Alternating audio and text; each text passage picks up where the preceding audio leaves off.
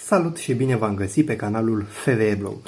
În acest clip aș vrea să fac o prezentare, mic test, să vedem cum se poate face reglajul unui voltmetru de panou cumpărat cu foarte puțin timp în urmă.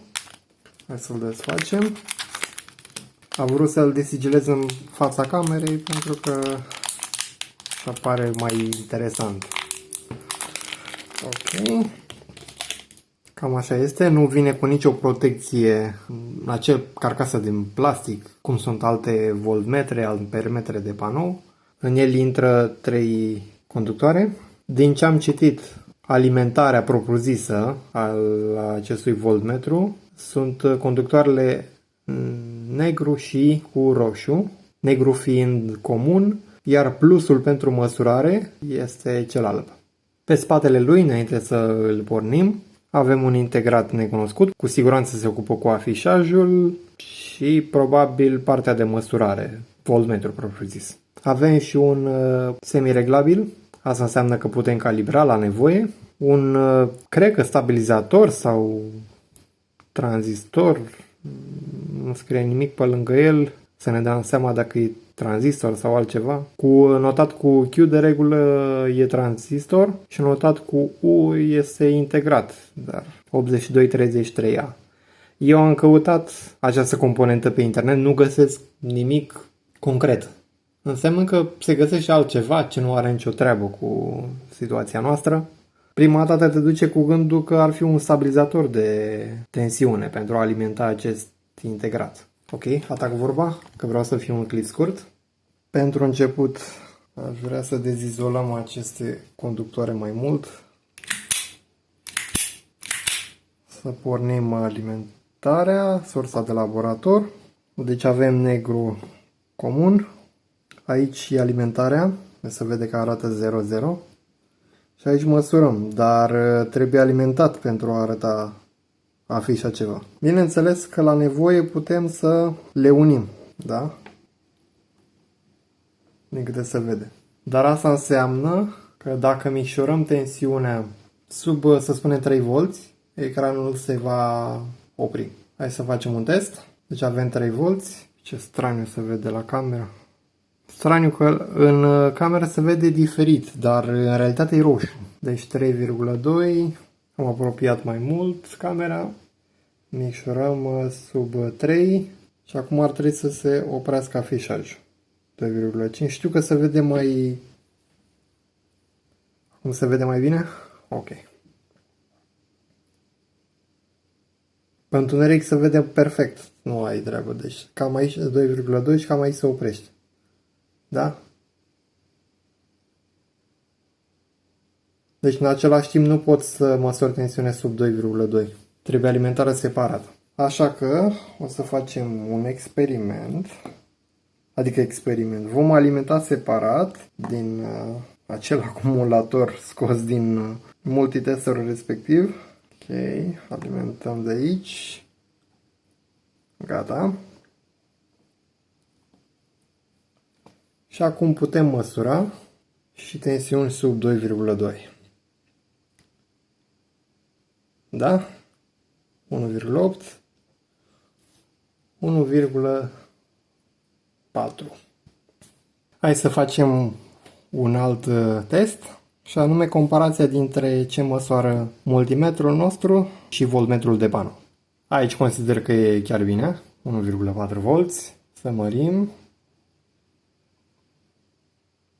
3,8 afișează chiar foarte bine. 4,9. Vedeți bine, am pus eu mâna ca să vedeți mai bine. 4,9. 5, da, e perfect, e bine. 6,6. 8,3. 12,14, în fine, mai mult un pic. 15,8. 16,7. Să creștem. 25,3. Da, oricum asta e ok. Până în virgulă e bine. 29,3. 32,6. Deci pare să fie la tensiune mare pare să afișeze mai mult. Tensiune mică, 1,4, 18,5. Hai să vedem și funcționalitatea acelui semireglabil. Cum să fac eu, să vedeți și voi.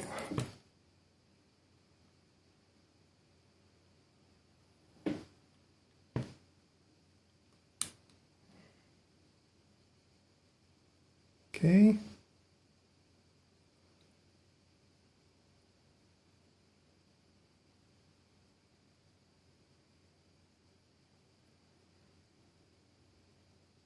Reglează fin, e ok. Hai să creștem fin aici.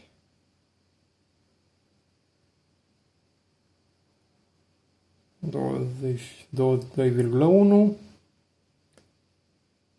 Creștem brut. 12 volți. Strani.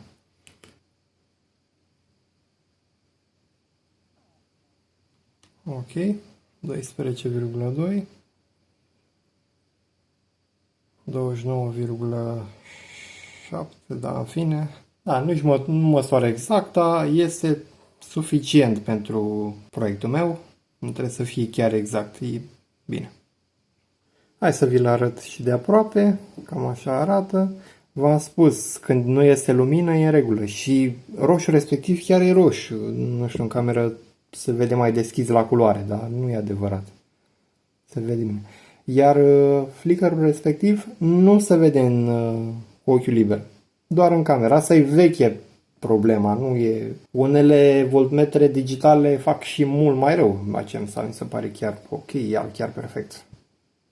Probabil depinde și cu ce înregistrezi, în fine. Iar în spate, v-am spus, nu am găsit ce este acel 8233A. Și am uitat să vă arăt. Am alimentat din sursa de laborator și conductorul roșu pentru a demonstra că nu este un stabilizator de tensiune. Chiar nu înțeleg. Tabul respectiv al, nu știu cum să-i spun, tranzistor, circuit integrat, habar n-am ce vrea să fie, 8233A. Tabul respectiv duce către plus, plusul respectiv comun. În partea stângă iese intrare, iar în partea dreaptă ieșirea. Hai să vă și măsor. Deci, cum v-am spus, plus, intrarea, 12,2, 12,4, în fine, undeva pe aproape, și ieșirea aici, 8,9. O să mărim tensiunea sursei de laborator la, să spunem, 17,3. Hai să măsurăm, să vă arăt. Și avem 17, da, 17,2, nu m-am uitat bine pe afișajul sursei de laborator, e în regulă. 17,2, deci intrarea, ieșirea, 13,8. Deci nu stă stabilă tensiunea pe ieșire, nu am idee de ce. Indiferent dacă pui tensiunea pe intrare la un anumit nivel, pe ieșire va varia. Bineînțeles cu 17,1, 13,8. Da, cu câțiva volți. Hai să mărim tensiunea la 26,26. Vedem pe intrarea acestui, să spunem, integrat, 25,9. La ieșire, 22,6. Cam aici se termină acest clip privind prezentarea și testarea unui voltmetru micuț de panou. Dacă v-a plăcut, nu uitați, vă rog, de butonul like, să vă și abonați dacă nu ați făcut-o deja și vă aștept pe data viitoare. Toate cele bune, la revedere!